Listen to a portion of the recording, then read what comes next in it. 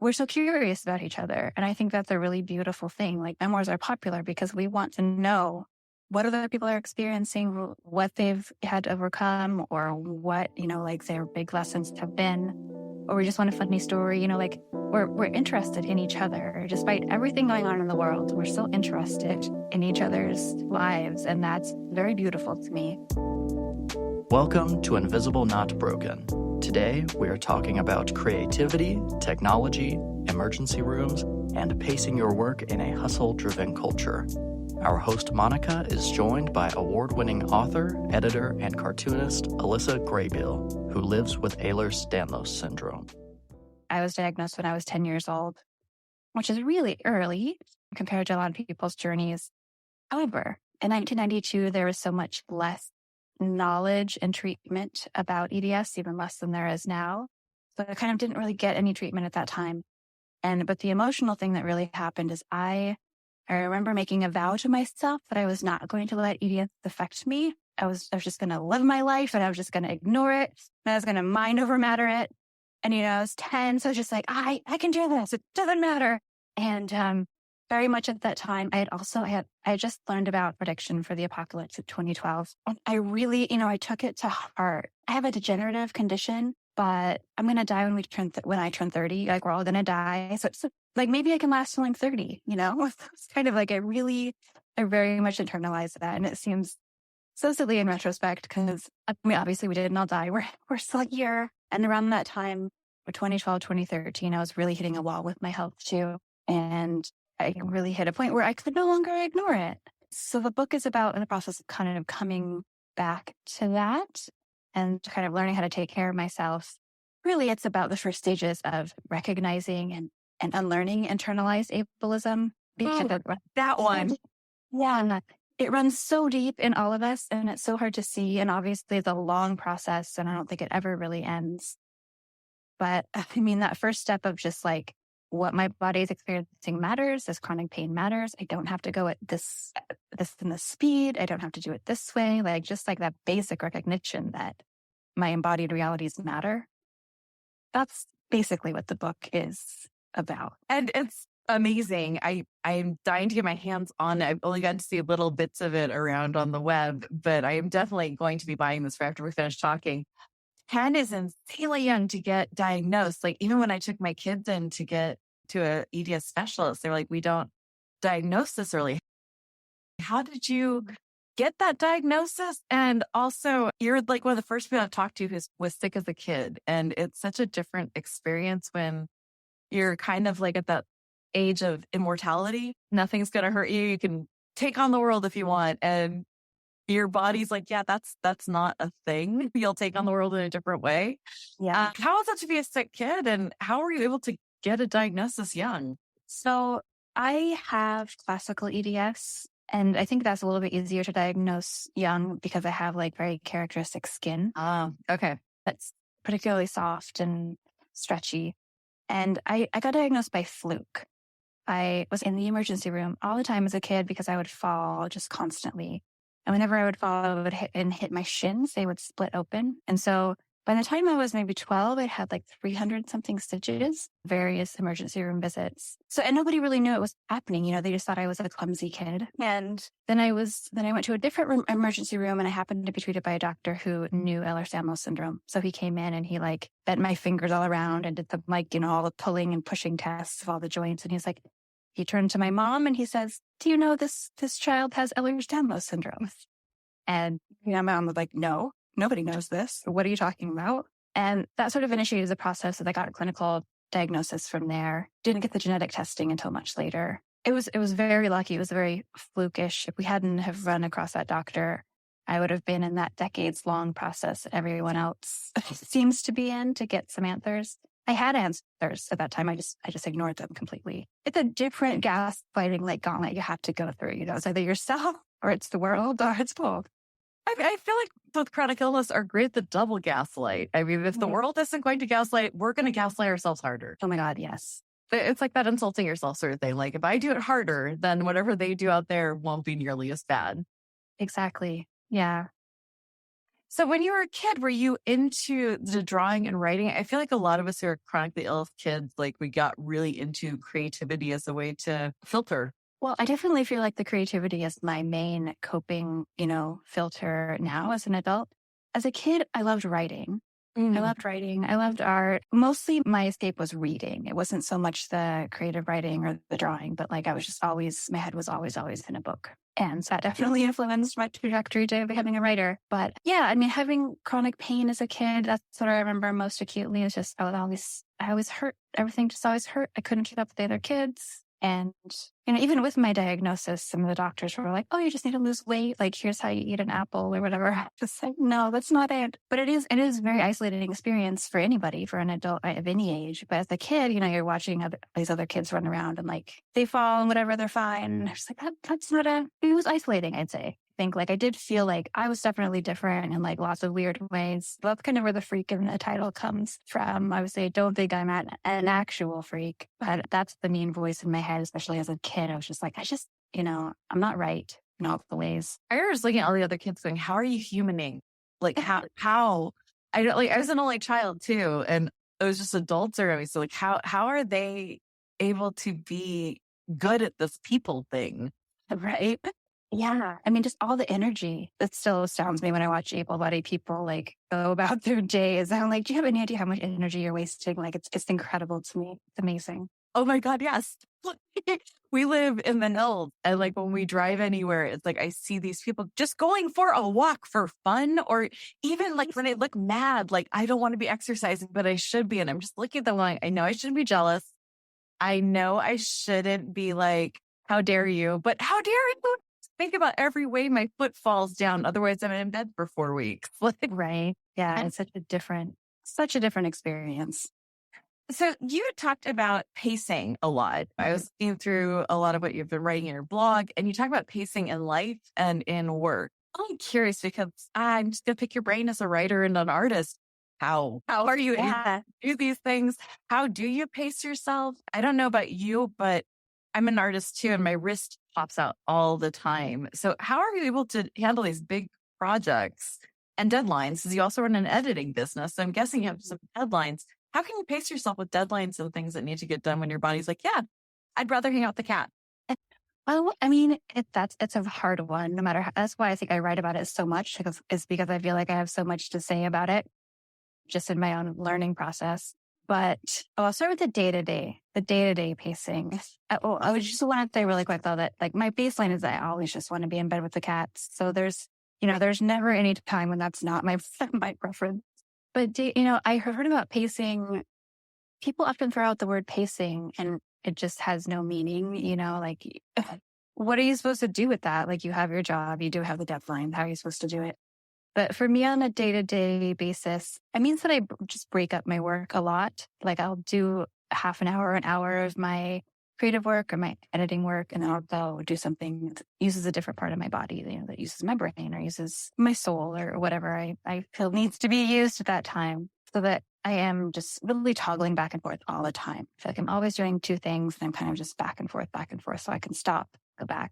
And I feel like in the creative process, I find that so incredibly helpful and useful, because so many of the good ideas come when you're not actively working on this one thing and not taking a break. Like if you don't come up for air, the ideas have nowhere to land. You just have to take that space. In the creative process, the pacing is critical too. So I feel lucky actually that I've had to learn how to pace really well, because it feeds my creative work and it helps my body. But I definitely don't have one big answer. Like when you have a joint that's giving out, it's just giving out and you just have to stop.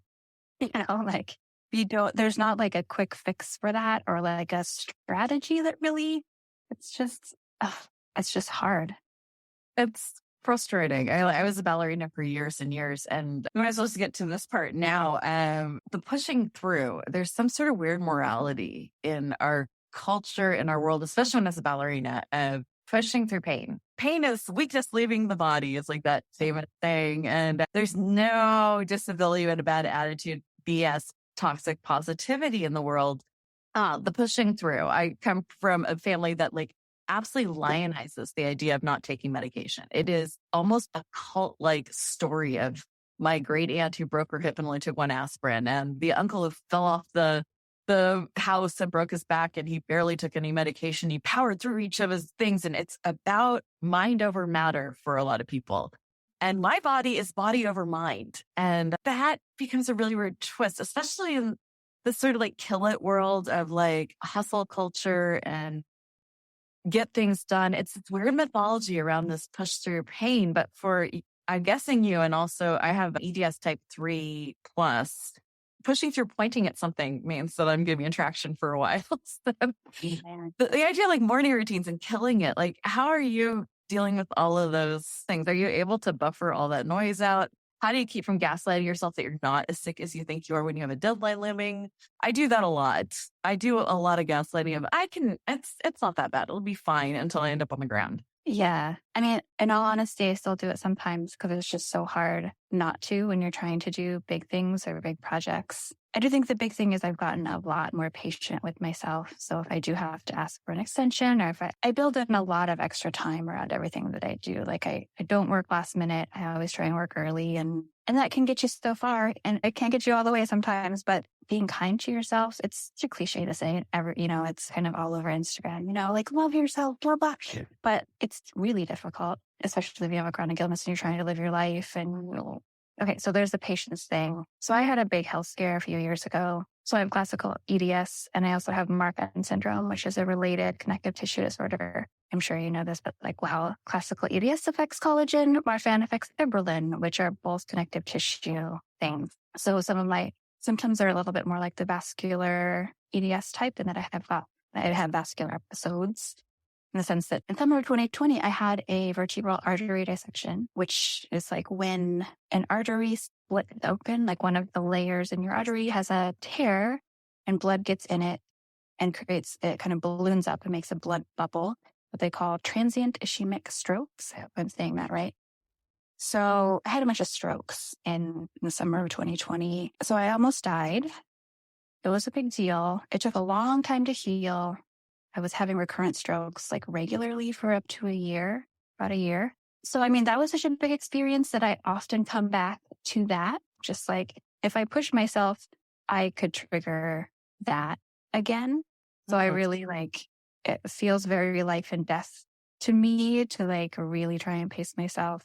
And what triggered that dissection was pushing myself on a day that I was tired. I was out in the sunshine. I'm allergic to the sun, and it was hot, and I was like running up a sand dune. Like I needed to get away from the people because I was too hot. So I was just like booking it back to the car, and that's what triggered the dissection. So just I guess a constant reminder of my mortality is helpful. Just a little memento mori on your desk just to remind you routines are bullshit. Yeah. Okay. So you're bringing up a really interesting idea. You talked about coming home to your body. How do you have confidence in your body? I mean, you quite literally almost died from running up a hill. A lot of us, I don't have confidence that if I took a step over there to close that door, that was a calculated moment, because easily if I stepped wrong way, my leg would go the other way. Like we're always having to come back home to our bodies that aren't the way we remembered them, or even think that they should be human shaped or anything like that. How are you building the confidence to come back home to your body? Oh my goodness.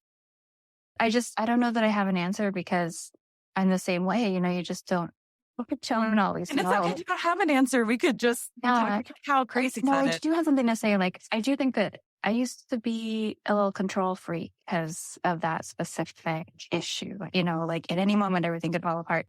And I've gotten a lot less that way, kind of being like, well, if I fall, yeah, it's inevitable. And it's the end of the world. I've loosened up a bit just because of the inevitability of that all. I also bring that back to the book, actually, because what I did in the book in terms of structuring it, which I think is hopefully going to be fun for people, is that I go back and forth. The chapters kind of toggle back and forth between childhood and adulthood. So I wanted the reader to have the experience of that kind of jarring unpredictability.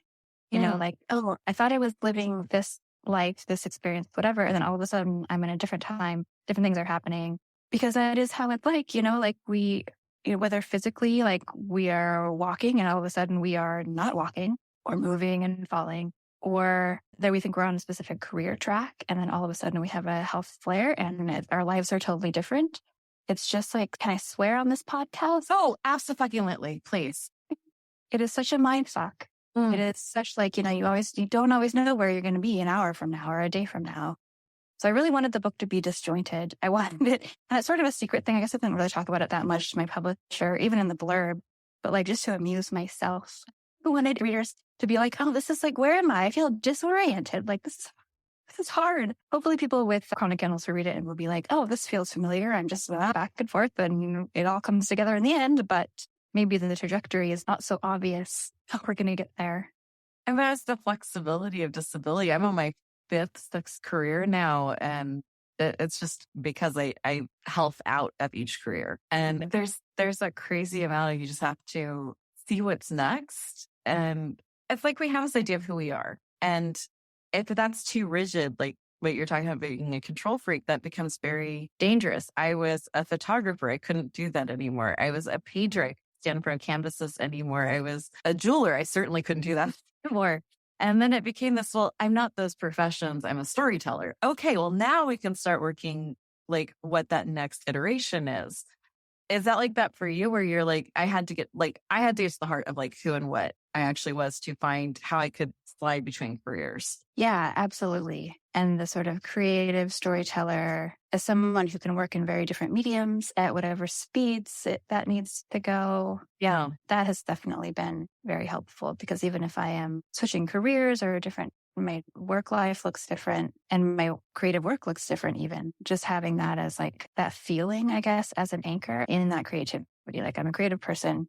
I'll figure things out because I always do. But yeah, it's really interesting how many people with chronic conditions and disabilities are such amazing creatives, and it becomes an integral part of your life. And I love that. Like, I can't think of anyone who I know personally who has a chronic condition who doesn't have a big creative practice. It's just fascinating.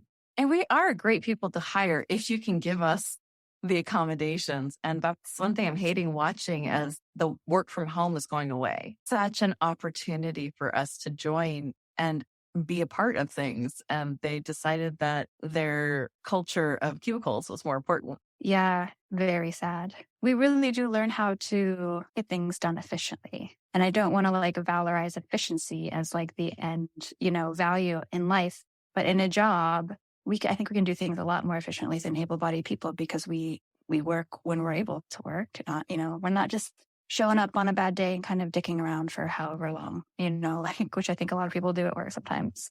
But if we're at home and we can work when we need to work and we can focus, and I got 2 hours of energy today and this is what I'm going to do. And then I do think we make fantastic employees too.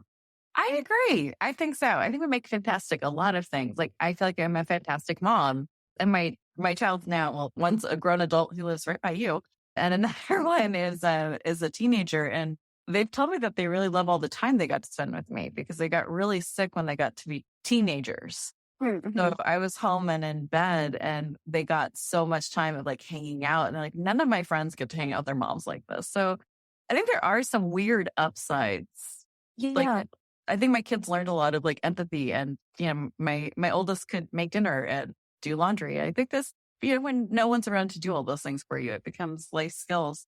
I really want to talk about your space. How do you set up your drawing space? Because I saw on your Instagram feed some very cool drawings. First off, a darling cat, and I'm obsessed with cats. And a really cool thing off the side of your bed that comes over. How do you set up your workspace so that you can work when you're having a flare? Yeah, so that ergonomic system that I set up a few years ago, that was after the stroke, when I couldn't sit up without triggering another stroke. I was kind of had to be lying down for almost a year. So that's when I had the computer hovering above my head on this big, heavy arm, and then the keyboard just on my lap. Now I can sit up, as you can see, but I do often need to be sitting in my recliner with my feet up. So if I'm doing just editing work, or often if I am doing a Zoom session with clients, I'll be in my recliner, just in that sort of ergonomic zero gravity position. Drawing is definitely harder.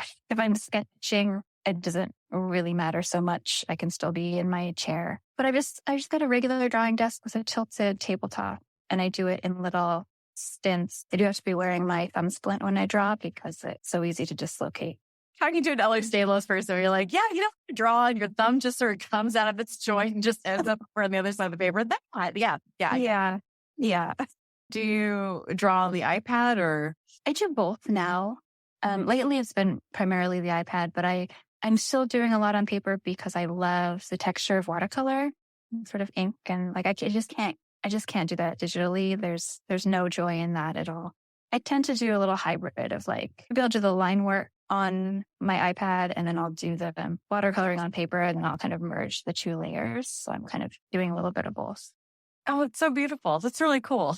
Yeah. And watercolor, like, that's easy on the hands. You can barely have to touch the page with that brush. It's sort of a weird magic. Like watercolor is like half chaos, half, you can't even bother planning. It's like life. It's like you kind of think where you know what you want to make. And then the watercolor's like, yeah, sure, but we're going to do this. Yeah, exactly. Yeah, I never thought about that before. It is totally in line with that unpredictability of what's happening day to day. I run the mill parenting teenagers, so my entire life is unpredictability. I'm just going to put that out there in your viewer right now. Apologies on that. So I did want to talk about the emergency rooms because that was my fear as a parent with two kids who are not diagnosed, but definitely dislocated. And then when I'd go in, they'd look to my husband because this comes out all the time. And that's a very common dislocation for abuse victims, which I am not. But it was this weird thing in emergency rooms where like when I was a kid, I was in and out all the time. And they were looking at my parents like, why is your healthy looking child so sick? And then bring my own kids in with their own problems. It was like, well, really not hurting them, I swear. So what can we do with emergency rooms so that they can ask better questions, help diagnose people properly instead of send you home with hysteria or not notice the signs? Oh, that's such a big question. I was sent home with hysteria more times than I can count. Yeah, for sure. I get that a lot as well. Well, Victorian mode. I mean, I faint if I stand, I barely move. And, I'm obviously hysterical. Wandering Wilm from all that reading, goddammit. Right. You have conversion disorder. Probably. I don't know. I mean, I remember getting asked those questions too in the emergency room, like doctors taking me inside and being like, are you safe at home sort of thing? And the thing is too, and if you are an abused child, you're not going to answer that. Maybe actually, not if your parents are in the room. Like they did that to me with my husband in the room. And I was like, if I was, would I answer that in front of him? Like, right. It's just a fail all the way around, no matter the situation. And I don't know that I have a good answer for that, honestly. I mean, aside from believing people when they talk, I mean, how do we make that fundamental? How do we make it fundamental that believing patients' experiences is critical to the process of medicine and treatment? And if we could change the pain scale from the like silly face pain scale to Ali Brosh's pain scale, I would be very with that at least. At least it would make me laugh because I'm actually being mauled by a bear should be a pain scale level. Yeah, I didn't realize that pain scale of the being mauled by the bears was Ali Brosh. Yes. Okay. Yeah, no, I have her books. I love her work. Actually, my next book is I want to be doing something similar in terms of the hybridity of that, like a paragraph along the comic thing. Yeah, I really love her. She's totally an inspiration. So I don't know how I missed that was her, but I do know that pain scale and I love it. My partner is actually a naturopath and she has that pain scale up on her wall in her office. I already like her. Ali Brosh is like, if anyone's looking for a recommendation on mental health, Ali Brosh did the best explanation I've ever seen for medical depression, chemical depression. Like that was, I brought that to my dad, who's a therapist was a therapist when I was going through depression. I'm like, this is literally what this feels like. Like I cannot explain it any better, but this is it. Like that's, I think one of the things about what you do that I really love is your combining of the visuals of the comic with your writing. Like I love that style of it. And it shows what's happening while still leaving enough room for the person who's looking at it to bring their own experience in. Right, for sure. And that's what I love so much about comics as a medium. And Ali Brosh really brings that home because you look at her drawings and they're very simple, but they communicate so much. And the thing that's so amazing to me about comics is like the more figurative that you draw, like the more people can project onto it and like identify with your drawings and identify with the story. And that never ceases to amaze me that like the less realistic you draw, the more powerful your comics are. Isn't that interesting? It's the same with children's books. Like I collect children's picture books and the ones where it's beautiful, like it's high art fantasy things. And those are not the books my kids wanted to look at. They wanted Goodnight Moon. And we had this great little witch book, but it was all like really goofy, silly, cute drawings. They're very simple, but just didn't gravitate towards like the Michelangelo level drawings. That was not their thing. Yeah. So for you and what you're doing with your flares, and you are doing a lot, do you have any tech things? I'm ridiculously invested in technology, mentally, not financially. I have no money. Please don't ever see me. But I'm very interested in how technology is able to level a playing field. Like we've seen with virtual reality, we can actually do in-person therapy in virtual reality. We can do in-person doctor visits. We can do roundtable discussions with anyone. I use a billion apps to remotely keep me looking semi-human, and Procreate, which is the worst name ever for a drawing app, is my favorite drawing app. They have a ton of adaptive and assistive technologies behind the app. So the UI is created for people who have limb differences and I can't draw for very long. So I use that symmetry tool 24/7. All of my drawings are symmetrical because I cannot take the time to do the other side. Yeah. What kind of things do you use technology wise or gadget wise that allow you to create, draw, edit, write? I mean, I use Scrivener for my writing. I'm not sure I'd recommend it, but that is what I use for my insane ADD to be able to plot a novel. Yeah. This is funny. So I also use Scrivener. That's how I make sense of my big projects. I've even started using it for non-book things, like to keep track of things. But yeah, you're right. It is fairly clunky. And I lose my chapters all the time. It's so bad at saving things. So if you do I get why it's wonderful, but save. I just lost an entire chapter of a novel. Oh, that's brutal. Yes, but it really needed a lot of rework. So I'm trying to practice the things happen for you, not to you. That was after a temper tantrum. It was quite the practice. And yes, it's probably it to be rewritten anyway. Yeah. Yeah, we get so used to the autosave now. Scrivener's dangerous, but useful potentially. When I draw on my iPad, I also use Procreate. So we're on the same page there. Have you found a pencil thing that allows you to charge your pencil and allows you to hold your Apple Pencil without cramping your fingers to help? Well, let me see. I do. I add a little ergonomics grippy. Yes. One of these. Yep. Those grippy. Wonderful. Yeah. So I've always got a bag of those on hand for whatever device I need. I mean, most of my tech is pretty low tech, and that I don't use a lot more than that. When I am working, I use Pomodoro timer because I find that 25 minutes at a time on something is really helpful. I can really focus, helps me focus rather than going off into all the things at once. Because I do tend to hyper focus if I'm on something and just not stop. And then that's where I get into trouble with health when I come out of a 3-hour cocoon and my body's all tweaked in all bizarre ways and I can't sleep that night or whatever. So yeah, I use 25 minutes at a time on the things that I do. So even if I'm doing a bunch in a row, it helps me keep track of just where I am. I have to turn off that really annoying timer. And yeah, I don't have a ton of other adaptive things that I use in my work. I mean, Zoom, of course, has been incredibly helpful. I don't know if it's like this where you are. You're in the UK, right? Oh God, no, I wish. No, I live in California. Okay, so I was confused about this. Okay, great. We're on the same coast. Fantastic. Oh. I don't know if it's like this where you are, but the doctors seem to be phasing out the virtual visits as well, at least where I am. Like my EDS specialist, I've seen for years virtually now, is no longer seeing. Yeah, my clinic. That's the brutal one because to get in the car is agony, to get out of the car is dislocations. To do their pee drug tests, the last time I did that, I ended up on the ground in their bathroom. Again, it took me 6 months to get through. Virtual visits are very important for people who dislocate. It's very helpful to not have to get in the car and go for 45 minutes. In California, I think there's a legislation that's going through that will allow for pain clinics to keep doing virtual visits. Oh, amazing. There's some really good stuff coming through in California on not letting pain clinics drop us or just remove our pain medication. Not nearly enough protection, but at least it's a little better with the opioid hysteria going on. Oh my goodness. Yeah, those virtual visits are very helpful. I don't know why they're fighting against this. Yeah, I don't either. It seems like it would even be more cost effective for them because they can do more. And talking about the rental of property, I think that's a part of it. They're so quiet until I need them to be quiet. My editor's gonna be so mad. So why did you put your headphones on? Because they weren't. So I have dogs that are very loud. So yeah, the online thing, I think it was partly, I know at least why my husband had to go back to work was because they had rented all this property and they needed a reason to rent the property for the tax things. I don't think any of this is actually being done for our benefit. I think most of this was absolutely about status quo. Right. And like, we've got these systems here set up and we do not want to change them.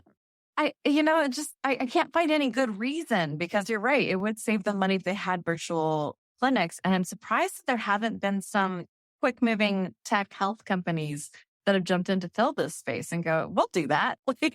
Right. Yeah. And I know for therapy, that's been incredible. I just interviewed someone who runs a alcohol clinic on virtual reality. So it's completely anonymous. They change your voice. You can use any avatar. You can have yourself present in any way that makes you feel comfortable. You can have your therapist present in any way that you feel comfortable. So that was really a cool thing to hear about. And like that feels like that's where we could go. Like we could get to a place where, people feel safe and comfortable in these therapy doctor appointments. I can understand if you need to like touch or move or take my blood, but other than that, it feels like this could be a much more comfortable experience. Yeah, for sure. I hadn't heard of that with therapy, but you're right. That it does open up so many possibilities for people who are uncomfortable with that sort of exposure emotionally. There's so many. Yeah. Mm-hmm. And also legally, there's people who, if they admit to some certain problems, will lose their jobs. So this gives them this complete anonymity, and even they can benefit from group therapy because each person presents as they wish to present. And I just think that's just a fantastic way to allow people to feel very safe and comfy. So for editing, I feel like we're in a very similar vein where we were talking to a lot of different people about a lot of different things and with their own chronic illness and disabilities. What are you learning about the benefits of talking about your story, of going back and looking through your diagnosis journey, or going through and looking at all the things you've gone through and done? Like the benefits to me personally? Yeah, what are you seeing? Because I see a lot with like how people feel after they've done an interview here with Invisible Not Broken. And a lot of people feel like, oh, wow, that was really kind of sad to go back and look at some of these things, but this feels helpful to other people. And it would actually like help me remember a few things. And it was freeing to like kind of not have this locked away. Do you see any of that with like the help of memoir writing and memoir remembering? Oh, for sure. I mean, for me personally, when I was writing this book through the frame of sort of my body and my chronic illness, it really recontextualized so many things in my life. So many things that I had kind of internalized as like things that were wrong about me or mistakes that I had made or times when I was lazy and I just couldn't cut it. But reframing it through that lens really, really helps me to claim my writing voice. Like I do feel like my writing got stronger alongside this whole process, sort of homecoming to my body, but then just making sense of my life in a way that felt true to me, without input from all of the world's neuroses and whatnot. I mean, I've got my own, but so I think it's really helpful for individuals, but I also think it's really helpful for communities too, to see your experiences reflected in someone else's memoir. I mean, we're so curious about each other. And I think that's a really beautiful thing. Like memoirs are popular because we want to know what other people are experiencing, what they've had to overcome, or what, like their big lessons have been, or we just want a funny story, we're interested in each other. Despite everything going on in the world, we're still interested in each other's lives. And that's very beautiful to me. And I also think that whether or not you identify with someone's memoir or other things in someone's book, it helps you see your own life in a different light, whether you identify or not. I think that memoir is really powerful just in terms of contextualizing yourself in the world, other people in the world. Yeah, I love memoir. Making me love it too. I never even thought about it that way, but that's what I fell in love with literature, was the ability to body jump and to live a million lives in one lifetime, was to jump into an author's head and see the world through their eyes and experience a life I've never experienced. So that's a beautiful way of seeing that with memoir, is that curiosity, because reality TV would not be a thing if we weren't curious about each other.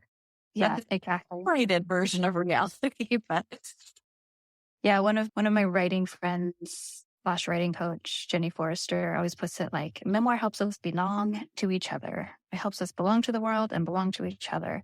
And I just love the way she puts that, because I think it's so true. And I mean, it's true for all literature too. Any stories make us belong to the world and to each other.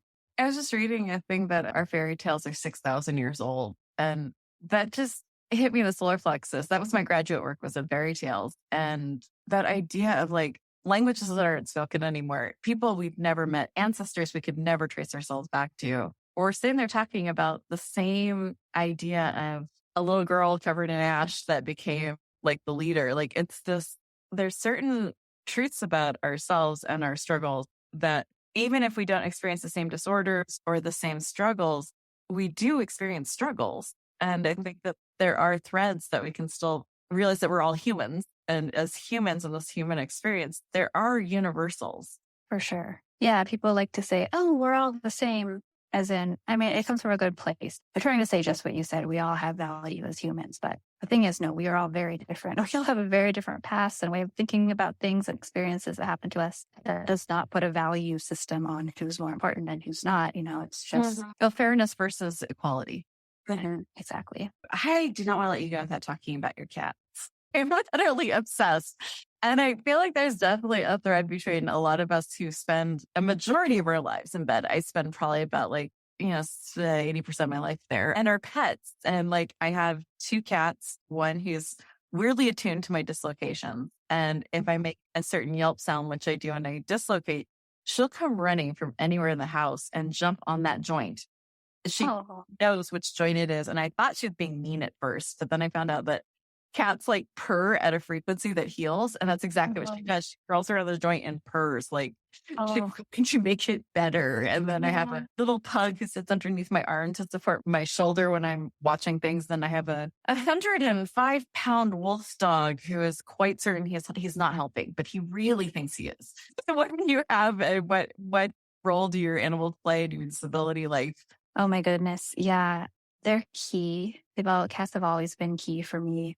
On the cover of my book, actually, is my late cat who helped me write this book. Was with me the whole process. Yeah. But now I have 2 other cats who are equally incredible. And one of them is a big, beefy Siamese. I think maybe the biggest cat I've ever seen in person. But he's also the sweetest cat I've ever had. I think the most caretaker one. And we adopted him just before I had my dissection and strokes. And so for a year straight, I had to be lying down, and he was, for that year, on my chest with his arms wrapped around my neck, or his head tucked under my chin. And he was just always you need to be lying down. You need to be lying down. I think he's tuned in to my POTS. If my blood pressure goes really high, or that sort of system goes out of whack, he just starts yelling at me. And he has the most annoying voice of any cat. It's so loud. It's so irritating. But he's very in tune to my every move. My other cat that I got at the same time is also lovely and sweet. She's less of a caretaker. She's kind of mean, but also, she's sweet in her own way. It's just on her own time. She's not a healer, I guess we can say. But I think just most of my days are spent alone, save I'm doing a meeting with a client or something. So just having these warm little sinks of unconditional love in the house, where if my tendency to just be unkind with myself or harsh about what's happening, it's way tempered by their presence, because I'm always talking to them with unconditional love, and they're my babies, and it changes the mood tremendously. And if I don't have pets, if I don't have cats around, I don't feel right. I really literally need them, and they're part of my ecosystem. I absolutely feel that. Without the pets, I would not be okay. Not to say I'm okay now. I am not okay now, but yeah, not okay would look very different without my daily pets and my lovely teenager who spends lots of time watching stupid reality shows with me. Thank you for coming on and talking with me for all this time. Please go to our website. There will be a button to buy Floppy, the book, which I will be doing immediately. So I cannot wait to read. I got my fill through Instagram, and it was not nearly enough. So I need to buy the book, apparently. So thank you so much. Thank you so much, Monica. I will say for your listeners that the book comes out May 30th. So all of you lucky people who just have heard about this for the first time can get your instant gratification. All right, well, thank you so much. Be kind, be gentle, and be a badass. Come back to us soon, and we'll be starting a new section on technology and disability.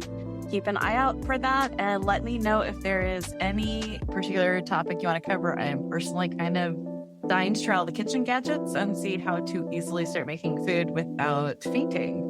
That should be the name of that, shouldn't it? Making food without fainting. I feel like that's a new Food Network show.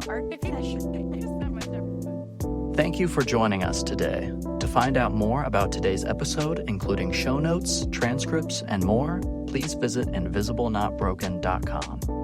Please rate and review us on Apple Podcasts, Spotify, or wherever you listen to podcasts. You can also support this show by heading over to our Patreon or by sharing these episodes. We are non-advertising, and our growth is thanks to you listeners. Thank you to our host Monica and Alyssa for an incredible conversation. This episode was edited by me, Luke Spine.